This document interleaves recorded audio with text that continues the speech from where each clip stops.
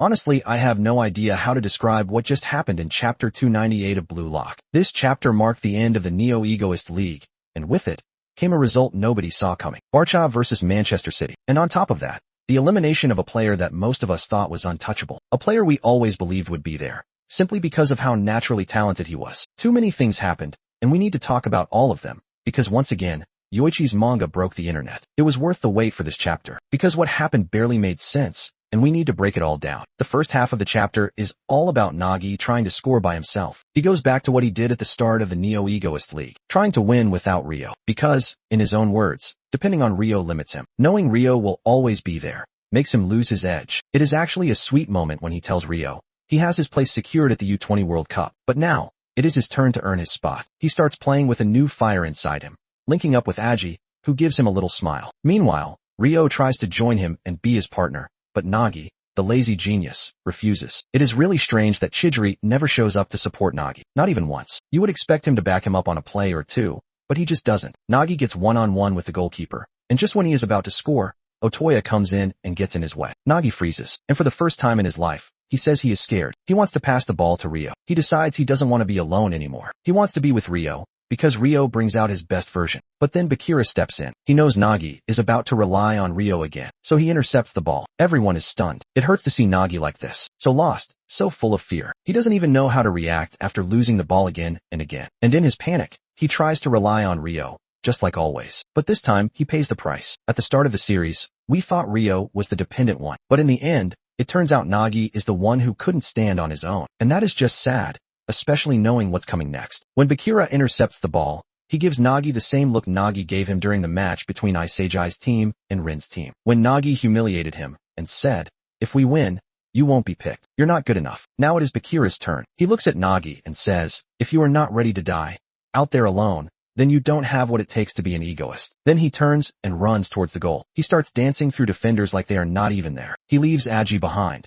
connects with a teammate, and suddenly he is face to face with the goalkeeper. What is crazy is that no one shows up to help. Not Amori's Messi, not the U20 defenders, not even Chidori. He leaves the defense wide open and doesn't seem to care what Bakira is about to do. Just Agi shows up for just a moment, but Bakira leaves him behind like he is not even there. He is one-on-one with the goalkeeper, and with his signature move, he makes a feint and scores. Match over. Final score, 3-2. Let's be honest, no one thought Barca would beat Manshine City. No one imagined Manshine would finish last. And no one expected Nagi to perform this badly. We were all saying he would score a hat trick, that he would make it into the top 10, maybe even top 5, but none of that happened. Manshine City failed to deliver. Barca surprised everyone with their victory, and Bakira stole the spotlight once again. He showed why he is the ultimate egoist. Now let's talk about the most important part, the final ranking of the players selected for the U20 World Cup. While Bakira is running with the ball, they start revealing the final rankings of the Neo-Egoist League. 5th place could have gone to Nagi, Rio, or Bakira. In the end, it is Bakira. He scores the last goal and finishes with a legendary double. 120 million in value. 6th place goes to Chidori,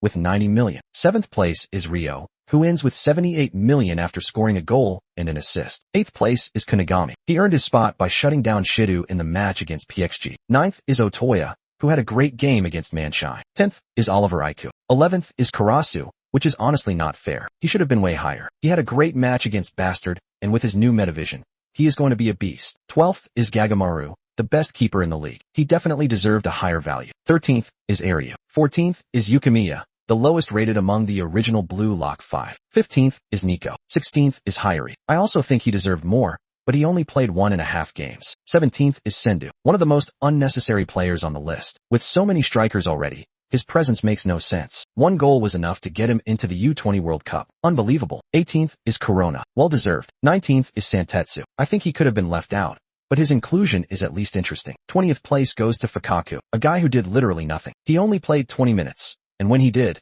they lost to Bastard Munchen, and Isejai scored on him. And no, he wasn't the goalkeeper when Nagi's shot was blocked. That was the Italian keeper. Fukaku's inclusion makes no sense, but I guess they needed 2 goalkeepers. Let us continue. 21st is Raichi. Honestly, he deserves to be there. 22nd is Kiora. He appears in Nagi's spin-off and assisted Kaiser. There was no way he was getting left out. That leaves one last spot for the U20 World Cup. Everyone is wondering, what about Nagi?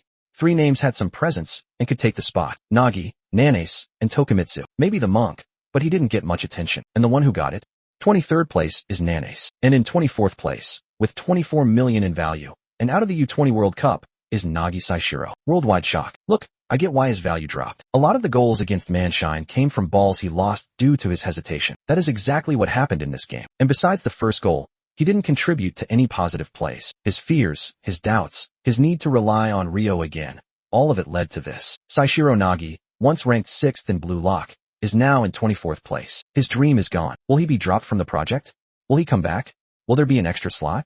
We will have to see what happens next. I don't think the author will get rid of someone so popular, so talented, and with so much to offer. But it is going to feel strange watching a U20 World Cup without Nagi. The guy who scored on Japan's U20 and the goal of the century against Bastard Munchin. He really lost his spot to Nanace. What a downgrade for Nagi. Other notable absences: Tokimitsu, Jairu, and the overhyped Amori. Those are more expected. Chapter 298 was insane. We are really going to miss Nagi. The next chapter is called Blue Tears. I am sure it will leave us with unforgettable moments. I just wanted to make this video to talk about the last chapter. It marks a before and after in the series. No doubt about it. Nagi being left out of the U20 World Cup is crazy. We are not even processing that the most naturally gifted player in the series, the one everyone praises, the one with his own spin-off and movie, always at the top of the popularity polls, is out of the top 23. He was replaced by Fukaku, Nanace, and Sindhu.